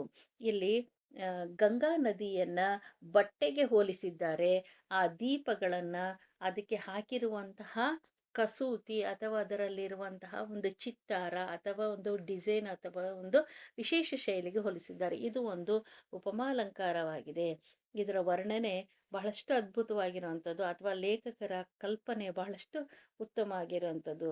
ಹಾಗಾಗಿ ಇದು ನೋಡ್ರಿ, ನದಿಯ ಬಟ್ಟೆಗೆ, ನದಿಯೆಂಬ ಬಟ್ಟೆಗೆ, ಬಟ್ಟೆಗೆ ಹೇಗೆ ಅದನ್ನ ಬಣ್ಣ ಬಣ್ಣವಾಗಿರುವಂತಹ ಕಸೂತಿಯನ್ನು ಹಾಕಿದಾಗ, ಅಥವಾ ಅದನ್ನ ದಾರದಿಂದ ಅವಕ್ಕೆ ಡಿಸೈನ್ ಅನ್ನು ಹಾಕಿದಾಗ, ಎಂಬ್ರಾಯ್ಡ್ರಿಯನ್ನು ಮಾಡಿದಾಗ ಹೇಗೆ ಚೆನ್ನಾಗಿ ಕಾಣಿಸುತ್ತೋ, ಆ ರೀತಿ ಗಂಗಾ ನದಿ ಎಂಬ ಬಟ್ಟೆಗೆ ದೀಪಗಳು ಅವುಗಳು ಚಿತ್ತಾರ ಮಾಡಿದಂತೆ ಕಾಣಿಸುತ್ತಾ ಇದ್ವು. ಇಂಥ ಸುಂದರವಾದ ಹೋಲಿಕೆಯನ್ನ ನಾವಿಲ್ಲಿ ಕಾಣ್ತೇವೆ. ಬಿಟ್ಟ ಕೂಡಲೇ ಕೆಲವೊಂದು ದೀಪಗಳು ತಲೆ ಕೆಳಗಾಗ್ತಾ ಇದ್ವು, ಇನ್ನು ಕೆಲವು ಸ್ವಲ್ಪ ದೂರ ಹೋಗಿ ಮಗುಚ್ಕೊಳ್ತಾ ಇದ್ವು, ಇನ್ನು ಸ್ವಲ್ಪ ದೂರ ಇನ್ನು ಕೆಲವೊಂದು ಹೊಯ್ದಾಡುತ್ತಾ ಹೇಗೋ ಮುಂದೆ ಸಾಗುವಂತ ದೀಪಗಳು, ದೀಪಗಳನ್ನು ತೇಲಿ ಬಿಡುವಂತ ಆಟ ಈ ರೀತಿ ನಡೆದೇ ಇತ್ತು. ಜನರು ಎಲ್ಲರೂ ಕೂಡ ತಮ್ಮ ತಮ್ಮ ಶಕ್ತ್ಯಾನುಸಾರ ತಾವು ದೀಪಗಳನ್ನ ಬಿಡ್ತಾ ಇದ್ರು. ಜೀವನದ ಮಹಾಪ್ರವಾಹದ ಮೇಲೆ ನಮ್ಮೆಲ್ಲರ ಏಳು ಬೀಳುಗಳನ್ನು ಬಿಂಬಿಸುವಂತಿದ್ದ ಈ ದೀಪಮಾಲೆಯ ಲೀಲೆಗಳನ್ನು ನೋಡುತ್ತಾ ಕೂತ ನಮಗೆ ಆಗಲೇ ಗಂಟೆ ಏಳಾಗಿ ಆರತಿ ಸುಮುಹೂರ್ತ ಹತ್ತಿರಕ್ಕೆ ಬಂದಿದೆ ಎನ್ನುವುದು ಶಂಖ ಜಾಗಟ ವಾದ್ಯಗಳ ಸದ್ದಿನಿಂದ ಶ್ರವಣ ಗೋಚರವಾಯಿತು. ಇಲ್ಲಿ ನಡೆದಿರುವಂತ ಒಂದು ದೃಶ್ಯದ ಮುಖಾಂತರ ಒಂದು ಜೀವನದ ಅನುಭವವನ್ನ, ಒಂದು ಸಾರವನ್ನ, ಒಂದು ಸತ್ವವನ್ನ ಲೇಖಕರು ನಮಗೆ ತಿಳಿಸ್ತಾ ಇದ್ದಾರೆ. ಕೆಲವೊಂದು ದೀಪಗಳು ಮಗುಚಿ ಬೀಳ್ತಾ ಇದ್ವು, ಕೆಲವು ದೀಪಗಳು ಸ್ವಲ್ಪ ದೂರ ಹೋಗಿ ಬೀಳ್ತಾ ಇದ್ವು, ಇನ್ನು ಕೆಲವು ದೀಪಗಳು ಯಾವುದೂ ಕೂಡ ತಾಗದೆ ಹಾಗೆ ಮುಂದೆ ಸಾಗ್ತಾ ಇದ್ವು. ಇದನ್ನ ಹೇಗೆ ನಮಗೆ ಜೀವನದಲ್ಲೂ ಕೂಡ ಮಹಾಪ್ರವಾಹಗಳು, ಕಷ್ಟ ಸುಖಗಳು ಬಂದೇ ಬರ್ತವೆ. ಬಂದಾಗ ಅದರಲ್ಲಿ ನಮಗೆ ಜೀವನದಲ್ಲಿ ಹೇಗೆ ಏಳು ಬೀಳುಗಳು ಇರ್ತಾ ಇದ್ವೋ, ಹಾಗೆ ಈ ದೀಪಮಾಲೆ ನಮ್ಮನ್ನ ತೋರಿಸ್ತಾ ಇದೆ ಅನ್ನೋದು ಇಲ್ಲಿ ಕವಿಯ ಅದ್ಭುತ ಕಲ್ಪನೆಯನ್ನು ನಾವು ಇಲ್ಲಿ ಕಾಣ್ತಾ ಹೋಗ್ತೇವೆ. ಈ ರೀತಿ ವಿಚಾರಿಸ್ತಾ ಅವರನ್ನು ನೋಡುವಾಗ ಸಮಯ ಏಳಾಗಿತ್ತು. ಆಗ್ಲೇ ಶಂಖ ಜಾಗಟೆ ವಾದ್ಯಗಳ ಸದ್ದಿನಿಂದ ಅವರಿಗೆ ಶ್ರವಣ ಗೋಚರವಾಯಿತು. ಅವಾಗ ಕಿವಿಗೆ ಶಬ್ದ ಕಾಣಿಸ್ತಾ ಹೋಯ್ತು. ಎರಡು ದಡಗಳ ಉದ್ದಕ್ಕೂ ಕೂಡ ಅಕ್ಷರಶಃ ಅಂದ್ರೆ ಸಾಧ್ಯವ ಎಷ್ಟು ನಿಜವಾಗ್ಲೂ ಕೂಡ ಲಕ್ಷಾಂತರ ಜನರು ಕೂಡ ಈ ಕುತೂಹಲ ಸಂಭ್ರಮದಿಂದ ಆರತಿಯ ದೃಶ್ಯವನ್ನು ನೋಡೋದಕ್ಕೆ ಕಾತರರಾಗಿ ಕಾಯ್ತಾ ಕೂರ್ತಾ ಇದ್ರು. ಎದುರಿನ ದಡದ ಗಂಗೆ ದೇವಸ್ಥಾನದ ಸುತ್ತ ಇದ್ದ ಗಂಟೆ ಜಾಗಟೆ ಶಂಖಗಳ ಶಬ್ದ ಇಡೀ ಆವರಣವನ್ನು ತರಂಗಿತವಾಗಿಸಿತು. ಆ ಗಂಟೆಗಳ ಪ್ರತಿಧ್ವನಿ, ಶಂಖಗಳ ಜಾಗಟೆಗಳ ಶಬ್ದ ಇಡೀ ಆವರಣವನ್ನೆಲ್ಲವನ್ನು ತರಂಗವಂತೆ ಅಲೆಗಳಂತೆ ಶಬ್ದದ ಗಂಟೆಗಳು ನಾದ ಜನರ ಮನಸ್ಸನ್ನ ಅಥವಾ ಕಿವಿಯನ್ನು ಅವರನ್ನು ತರಂಗಿತವಾಗಿಸಿತು. ಆ ವೇಗವಾಗಿ ಹರಿಯುವಂತ ನದಿ, ಅದರ ಇಕ್ಕೆಲಗಳಲ್ಲೂ ಎರಡೂ ಪಕ್ಕಗಳಲ್ಲೂ ಕಿಕ್ಕಿರಿದು ಗುಂಪು ಗುಂಪಾಗಿ ಯಾವುದೋ ಅವಿರ್ಭಾವಕ್ಕೆ ಕಾದಂತ ಯಾವುದೋ ಒಂದು ಒಂದು ಆ ಒಂದು ಅವಿನಾಭಾವ ಸಂಬಂಧ, ದೇವರು ಮತ್ತು ಮನುಷ್ಯ ಇವರೆರಡ ನಡುವೆ ಅವಿರ್ಭಾವಂತ ಸಂಬಂಧವನ್ನು ಕಾದು ಕುಳಿತಂತೆ ಸ್ತಬ್ಧವಾಗಿ ಜನರು ಮೌನವಾಗಿ, ಅಷ್ಟು ಜನಸಮೂಹವಿದ್ರೂ ಕೂಡ ಎಲ್ಲರೂ ಕೂಡ ನದಿಯ ಎರಡೂ ಕಡೆಗಳಿಂದ ದೀಪಗಳನ್ನು ಚೆಲ್ಲುವಂತಹ ಪ್ರತಿಬಿಂಬವಾಗಿಂತ ಬೆಳಕು, ಆ ನದಿ ಜಲದಲ್ಲಿ ಮಿಣುಮಿಣುಕುತ್ತಾ ತೇಲುವಂತಹ ದೊಣ್ಣೆ ದೀಪಗಳ ದೃಶ್ಯ, ಈ ಎಲ್ಲವೂ ಕೂಡ ಒಂದು ಕ್ಷಣ ಜನರ ಮನಸ್ಸನ್ನು ಕೂಡ ಸ್ತಬ್ಧವಾಗಿ ಯಾವುದೋ ಒಂದು ವಿಲಕ್ಷಣ ವಾತಾವರಣವನ್ನ, ಯಾವುದೋ ಒಂದು ಅವಿರ್ಭೂತವಾಗಿ ದೈವಿ ಸಾಕ್ಷಾತ್ಕಾರವನ್ನ ಅಥವಾ ದೇವ ಸಾಕ್ಷಾತ್ಕಾರವಾಗ್ತಾ ಇದೆಯನ್ನೋ ಒಂದು ಅದ್ಭುತ ಚಮತ್ಕಾರವನ್ನ ನಿರ್ಮಿಸಿತು. ಕೂಡಲೇ ಮೊರೆಯುವಂತಹ, ಕಿವಿಗೆ ಕೇಳುವಂತಹ ಬರುವಂತಹ ಆ ಶಂಖ ಜಾಗಟೆ ಘಂಟಾರಗಳ ನಡುವೆ ಇಡೀ ಗಂಗಾ ನದಿ ಅಗಲಕ್ಕೆ ಹರಿಕೊಂಡು ಈ ಬ್ರಹ್ಮಕುಂಡದ ಸುತ್ತ ಹಲವು ಕಡೆಯಿಂದ ಉಜ್ವಲವಾಗಿ ಬೆಳಗುವಂತಹ ಆರತಿಗಳು ಬಂದು ಗಂಗೆ ದಡಕ್ಕೆ ಬಂದು ನಿಂತವು. 3-4 ಅಡಿಗಳ ಎತ್ತರಷ್ಟು ದೀಪಗಳು, ಆರತಿ ದೀಪಗಳನ್ನು ಹಿಡಿದಿರುವಂತಹ ಅರ್ಚಕರು ಗಂಗೆಯ ನದಿಯ ಅಂಚಿನಲ್ಲಿ ನಿಂತು ನೇರವಾಗಿ ಗಂಗಾ ನದಿಗೆ ಆರತಿಯನ್ನು ಬೆಳಗತೊಡಗಿದರು. ಇದನ್ನು ನೋಡಿದಾಗ ಆ ಭೂತಪೂರ್ವ ದೃಶ್ಯ ಕಣ್ಣು ಮತ್ತು ಮನಸ್ಸನ್ನ ಜನರು ಅದನ್ನು ತುಂಬಿಕೊಳ್ಳುತ್ತಾ ಹೋದರು. ಹರಿಯುವಂತಹ ನದಿಯಲ್ಲಿ ಅವರು ಎತ್ತಿ ಬೆಳಗುವಂತ ಆರತಿಯ ಬೆಳಕುಗಳು ಪ್ರತಿಫಲಿಸಿದಳು. ಒಂದಲ್ಲ, ಎರಡಲ್ಲ, 4-6 ಎತ್ತರದ ದೀಪಾರತಿಗಳನ್ನು ಹಿಡಿದುಕೊಂಡು ಇಡೀ ನದಿಯನ್ನೇ ಅರ್ಚಿಸುವಂತ ಈ ಅಭೂತಪೂರ್ವ ದೃಶ್ಯ ಅವರ್ಣೀಯವಾದ, ಇದನ್ನು ವರ್ಣಿಸಲು ಕೂಡ ಸಾಧ್ಯವಿಲ್ಲ. ಇದನ್ನ ಕಣ್ಣು ಮತ್ತು ಮನಸ್ಸುಗಳನ್ನ ತುಂಬಿಕೊಳ್ಳಬೇಕು. ಲಕ್ಷಾಂತರ ಜನರು ಅತ್ಯಂತ ಭಕ್ತಿಯಿಂದ ಹರಿಯುವ ನದಿಯನ್ನೇ ದೇವತಾ ವಿಗ್ರಹ ಸ್ಥಾನದಲ್ಲಿರಿಸಿ ನಡೆಯುವಂತ ಈ ಪೂಜೆ ರೋಮಾಂಚನವಾಗಿ ಎಲ್ಲರೂ ಕೂಡ ನೋಡತೊಡಗಿದರು. ಸಾಕ್ಷಾತ್ಕಾರವಾಗಿ ಅಥವಾ ದೈವಿ ದೇವ ಸಾಕ್ಷಾತ್ಕಾರ ಇಲ್ಲಿ ನಡೀತಾ ಇದೆಯೋ ಅನ್ನೋಂಥ ಒಂದು ಅಭೂತಪೂರ್ವ ದೃಶ್ಯ ಸೇರುವಂತಹ ಜನರ ಮನದಲ್ಲಿ ತುಂಬಿತ್ತು. ದೇವಸ್ಥಾನದ ಆವರಣದ ಒಳಗೆ 4 ಗೋಡೆಗಳ ಮಧ್ಯೆ ನಡೆಯುವಂತಹ ಪೂಜೆಯ ಈ ಸಾಂಪ್ರದಾಯಿಕವಾಗಿರುವಂತಹ ಕಟ್ಟನ್ನ ಬಿಟ್ಟುಕೊಂಡು ಮನುಷ್ಯನ ಈ ಆರಾಧನೆ ಅಂದ್ರೆ ದೈವ ಆರಾಧನೆ ಅಂದ್ರೆ ನಿಸರ್ಗದ ಆರಾಧನೆ, ಈ ಮುಕ್ತವಾದ ಅಂದ್ರೆ ನಾಲ್ಕು ಗೋಡೆಯ ಮಧ್ಯೆಯನ್ನ ಬಿಟ್ಟು ಪ್ರಕೃತಿಗೆ ಪೂಜೆಯನ್ನು ಸಲ್ಲಿಸುವಂತಹ ಈ ಹರಿಯುವ ನದಿಯನ್ನೇ ದೇವರೆಂದು ಪೂಜೆ ಸಲ್ಲಿಸುವ ಮೂಲಕ ಮತ್ತೆ ಮನುಷ್ಯ ತನ್ನ ಪ್ರಪ್ರಾಚೀನತೆ, ತನ್ನ ಹಿಂದೆ ಆದಿಮಾನವ ಹೇಗೆ ತಾನು ಪ್ರಕೃತಿಯನ್ನು ಪೂಜಿಸುತ್ತಿದ್ದ, ಸೂರ್ಯನನ್ನು ಪೂಜಿಸುತ್ತಿದ್ದ, ಚಂದ್ರನನ್ನು ಪೂಜಿಸುತ್ತಿದ್ದ, ನದಿ ಬೆಟ್ಟಗಳನ್ನು ಪೂಜಿಸುತ್ತಿದ್ನೋ ಅಂತಹ ಒಂದು ಪ್ರಾಚೀನತೆಗೆ ಒಂದೇ ಸಮಯಕ್ಕೆ ಹಿಂದಕ್ಕೆ ತಲುಪಿದಂತಹ ಭಾವನೆ ಲೇಖಕರಿಗೆ ಉಂಟಾಯಿತು. ಈ ರೀತಿ ನದಿಯನ್ನು ದೈವ ಸಾಕ್ಷಾತ್ಕಾರವಾಗಿ ಅವರಿಗೆ ಪೂಜಿಸುವಂತ ಅಥವಾ ನಿಸರ್ಗದ ಆರಾಧನೆಯನ್ನು ದೈವ ಆರಾಧನೆ ಮಾಡುವಂಥದ್ದನ್ನು ನೋಡಿದಾಗ ಮನುಷ್ಯ ತಾನು ಮೊದಲು ಹೇಗೆ ನಿಸರ್ಗ ಆರಾಧನೆಯನ್ನು ಮಾಡುತ್ತಿದ್ದ ಅದೇ ರೀತಿ ಹಿಂದೆ ಸರಿದಂತೆ ಅವರ ಭಾವನೆ ಅನಿಸಿತು ಲೇಖಕರಿಗೆ. ಪ್ರಾಚೀನ ಮಾನವನು ನಿಸರ್ಗದಿಂದ ಒಂದು ಕಾಲಕ್ಕೆ ಸ್ಥಾಪಿಸಿಕೊಂಡ ಈ ಸಹಜ ಸಂಬಂಧ ಅನಂತರದ ಚರಿತ್ರೆಯಲ್ಲಿ ಕೇವಲ ಸಂಪ್ರದಾಯವಾಗಿ ಸ್ಥಗಿತಗೊಂಡು ತನ್ನ ಅರ್ಥವನ್ನೇ ಕಳೆದುಕೊಂಡಿತ್ತು. ನಾವು ಹಿಂದಿನ ಆದಿಮಾನವನನ್ನು ನೋಡಿದಾಗ ಮೊದಲು ಅವನು ತನಗೆ ಬೆಳಕನ್ನು ಕೊಡುತ್ತಿದ್ದುದು ಸೂರ್ಯ. ಹಾಗಾಗಿ ನಾನು ಸೂರ್ಯನನ್ನು ಪೂಜಿಸಬೇಕು. ರಾತ್ರಿ ಆದಾಗ ನನಗೆ ಚಂದ್ರನ ಬೆಳಕು ಕೊಡ್ತಾನೆ, ಚಂದ್ರನನ್ನ ಪೂಜಿಸಬೇಕು. ಈ ರೀತಿ ಅವನಿಗೆ ಮೊದಲು ಕಂಡಿದ್ದು ಸೂರ್ಯ ಮತ್ತು ಚಂದ್ರ. ಅವನಿಗೆ ಕುಡಿಯುವುದಕ್ಕೆ ನೀರನ್ನು ಕೊಟ್ಟಿರುವಂಥದ್ದು ನದಿಗಳು. ಹಾಗಾಗಿ ಗುಡ್ಡ ಬೆಟ್ಟಗಳು ಅವನಿಗೆ ಆಕಾಶವನ್ನು ಅವನಿಗಿರೋದಿಕ್ಕೆ ಅವನಿಗೆ ಜಾಗವನ್ನು ಮಾಡಿಕೊಟ್ಟಂಥದ್ದು. ಹೀಗಾಗಿ ಪ್ರಕೃತಿಗೆ ಅವನು ಮೊದಲು ಮನುಷ್ಯ ಅವನು ಕೈ ಜೋಡಿಸಿ ನಿಂತದ್ದು. ಈ ರೀತಿ ಸಹಜ ಸಂಬಂಧವಾಗಿರುವಂತಹ ಈ ನೈಸರ್ಗಿಕ ಸಂಬಂಧ ಬರ್ತಾ ಬರ್ತಾ ಬರ್ತಾ ಕೇವಲ ಸಾಂಪ್ರದಾಯಿಕವಾಗಿ ಒಂದು ಮೂರ್ತಿಗೆ ಮಾತ್ರ, ಒಂದು ಚೌಕಟ್ಟಿಗೆ ಮಾತ್ರ ನಿಂತಿರುವಂಥದ್ದು, ತನ್ನ ಅದರ ಅರ್ಥವನ್ನೇ ಕಳೆದುಕೊಂಡಿತ್ತು. ಆದರೆ ಇದೀಗ ಇಂಥ ಆಚರಣೆಗಳ ಮುಖಾಂತರ ಗಂಗಾ ನದಿಗೆ ಅಥವಾ ನದಿಗಳಿಗೆ ಇದಕ್ಕೆ ನಾವು ನಿಸರ್ಗಕ್ಕೆ ಪೂಜೆಯನ್ನು ಸಲ್ಲಿಸುವ ಮುಖಾಂತರ ಮನುಷ್ಯ ಮರೆತು ಹೋಗಿರುವಂತಹ ಪ್ರಾಚೀನವಾಗಿರುವಂತಹ ತನ್ನ ನಿಸರ್ಗದ ಮನುಷ್ಯ ಮತ್ತು ನಿಸರ್ಗದ ನಡುವಿನ ಸಹಜ ಸಂಬಂಧವನ್ನ ಮತ್ತೆ ತಾನು ನೆನಪು ಮಾಡಿಕೊಳ್ಳೋ ಮೂಲಕ ಅಥವಾ ಸ್ಥಾಪಿಸಿಕೊಳ್ಳೋ ಮುಖಾಂತರ ಈ ದಿವ್ಯ ಅನುಭವನವನ್ನ ಅವನು ಪುನಃ ಅನುಭವಿಸುತ್ತಿದ್ದಾನೆ ಹಾಗೂ ಅಭಿನಯಿಸುತ್ತಿದ್ದಾನೆ ಎಂದು ಅನಿಸುತ್ತೆ ಲೇಖಕರಿಗೆ. ಈ ನದಿ, ಈ ಬೆಟ್ಟ, ಈ ಬಯಲು, ಈ ಆಕಾಶ ಇವು ನಿಜವಾದ ದೇವರಲ್ಲದೆ ಗುಡಿಯೊಳಗಿನ ನಾಲ್ಕು ಗೋಡೆಗಳ ನಡುವೆ ಉಸಿರು ಕಟ್ಟಿಸುವಂತಹ ಧೂಪ ದೀಪ ನೈವೇದ್ಯ ಮಂತ್ರಾದಿಗಳ ಮಧ್ಯೆ ಗರ್ಭಗುಡಿಯ ಮಂದವಾದ ಮಂಕು ಬೆಳಕಿನ ವಾತಾವರಣದಲ್ಲಿ ವಿಗ್ರಹವೆಂದು ದೇವರೆಂದು ಭಾವಿಸಿ ಪೂಜಿಸುವ ಪ್ರವೃತ್ತಿ ಎಷ್ಟು ಸಂಕುಚಿತವಾದುದು ಈ ಮುಕ್ತ ನಿಸರ್ಗಾರಾಧನೆ ಮುಂದೆ. ಇವರ ಲೇಖಕರಿಗೆ ಎರಡನ್ನೂ ಕೂಡ ಹೋಲಿಕೆಯನ್ನು ಮಾಡ್ತಾ ಇದ್ದಾರೆ. ನಾವು ದೇವಸ್ಥಾನಕ್ಕೆ ಹೋದಾಗ ದೇವರ ದರ್ಶನಕ್ಕೆ ನಾವು ಕ್ಯೂ ಆಗಿ ಅಥವಾ ಸರದಿಯಲ್ಲಿ ನಿಂತಬೇಕು. ಎಲ್ಲ ಸರದಿಗಳನ್ನು ದಾಟಿ ನಾವು ಒಂದು ಕ್ಷಣವೂ ಕೂಡ ನಿಲ್ಲೋದಕ್ಕೆ ಬಿಡೋದಿಲ್ಲ. ಹಾಗೆ ನಮ್ಮನ್ನು ಹಾಗೆ ದಬ್ತಾ ಹೋಗ್ತಾರೆ. ಆ ದೇವರ ಗುಡಿಗಳಲ್ಲಿ ನಮಗೆ ಉಸಿರು ಕಟ್ಟಿಸುವಂತಹ ಒಂದು ವಾತಾವರಣ, ಆ ಧೂಪ ದೀಪ ನೈವೇದ್ಯ ಇವುಗಳನ್ನು ಮಧ್ಯೆ ಗರ್ಭಗುಡಿಯಲ್ಲಿ ಮಂಕಾದ ದೀಪದ ಬೆಳಕಿನ ಮಧ್ಯೆ ಅದೇ ವಿಗ್ರಹವೆಂದು ಅದೇ ದೇವರೆಂದು ನಾವು ಭಾವಿಸುವಂತ ಪೂಜಿಸುವಂತ ಪ್ರವೃತ್ತಿಗಿಂತ ಎಷ್ಟು ಸಂಕುಚಿತವಾಗಿದೆ ಅದರ ಬದಲಾಗಿ ಈ ಮುಕ್ತ ನಿಸರ್ಗಾರಾಧನೆ ಮುಂದೆ ಅದು ಬಹಳಷ್ಟು ಚಿಕ್ಕದಾಗಿ ಅನಿಸುತ್ತೆ ಲೇಖಕರಿಗೆ. ಸುಮಾರು ಅರ್ಧ ಗಂಟೆ ಈ ಕಾಲ ನಡೆದಿರುವಂಥ ಈ ಆರತಿ ಮುಗಿದ ನಂತರ ಮತ್ತೆ ಹರಿಯುವಂತಹ ನದಿ, ಅದರ ಮೇಲೆ ಬಿಂಬಿತವಾಗಿರುವಂತಹ ಬೆಳಕುಗಳು, ಕಿಕ್ಕಿರಿದ ಜನಜಂಗುಳಿ, ನಾವು ನಮ್ಮವರು ತಮ್ಮವರು ಈ ರೀತಿ ಎಲ್ಲವನ್ನೂ ಕೂಡ ಮತ್ತೆ ಸಂಬಂಧಗಳು, ನದಿ ದಡದಾಚೆ ಹರಿಕೊಂಡ ಊರು ಎಲ್ಲವೂ ಕ್ರಮಕ್ರಮೇಣ ನಮ್ಮ ಅರಿವಿಗೆ ಹಿಂತಿರುಗುದು. ಒಂದು ಕ್ಷಣ ಕಾಲ ಅವರಿಗೆ ಆ ದೈವದ ಜೊತೆಗೆ ಅಥವಾ ನಿಸರ್ಗದ ಜೊತೆಗೆ ತಾವು ಒಂದಾಗಿ ಬಿಟ್ಟಿದ್ರು. ಈ ರೀತಿ ಅರ್ಧ ಗಂಟೆಯ ಕಾಲಕ್ಕೆ ಈ ಆರತಿ ಮುಗಿದ ನಂತರ ಮತ್ತೆ ನಿಧಾನವಾಗಿ ಹರಿಯುವಂತ ನದಿ, ಅದರಲ್ಲಿ ಇರುವಂತಹ ಬೆಳಕುಗಳು, ಕಿಕ್ಕಿರುವುದು ಜನಜಂಗಳಿ, ಅವರೆಲ್ಲರೂ ಕೂಡ ನಾವು ಯಾರ್ಯಾರ ಜೊತೆಗೆ ಬಂದಿದ್ದವರು ನಮ್ಮವರು ತಮ್ಮವರು ಅನ್ನೋಂಥ ಸಂಬಂಧಗಳು, ನದಿ ದಡ ಆತೆಗೆ ಹರಿದುಕೊಂಡಿರುವಂತ ಊರು ಎಲ್ಲವೂ ಕೂಡ ಕ್ರಮಕ್ರಮೇಣ ಅವರ ಅರಿವಿಗೆ ಬಂತು. ಒಂದು ಕ್ಷಣ ಕಾಲ ಅವರು ಎಲ್ಲವನ್ನೂ ಕೂಡ ಈ ಸಂಬಂಧಗಳು, ಈ ನಾವು ನಮ್ಮವರು ಎಲ್ಲವನ್ನೂ ಕೂಡ ಮರೆತು ಮನುಷ್ಯ ಮತ್ತು ನಿಸರ್ಗ ಆರಾಧನೆಯ ಮುಂದೆ ತಾವು ಸಾಕ್ಷೀಭೂತರಾಗಿ ಅಥವಾ ದೈವಿ ಸಾಕ್ಷಾತ್ಕಾರದಿಂದ ಅಥವಾ ದೈವ ಸಾಕ್ಷಾತ್ಕಾರಕ್ಕಾಗಿ ಅವರು ಕಾಯ್ದುಕೊಂಡಿರುವಂಥದ್ದು ನಾವು ಇದರಲ್ಲಿ ಕಾಣ್ತೇವೆ.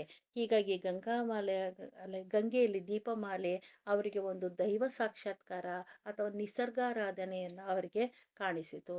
ಇದು ಲೇಖಕರು ತಾವು ಗಂಗಾ ನದಿಯ ತೀರದಲ್ಲಿ ನಡೆದಿರುವಂತಹ ಒಂದು ಅಭೂತಪೂರ್ವ ದೃಶ್ಯದ ವರ್ಣನೆಯನ್ನು ಈ ಪಾಠದಲ್ಲಿ ತಿಳಿಸಿದ್ದಾರೆ.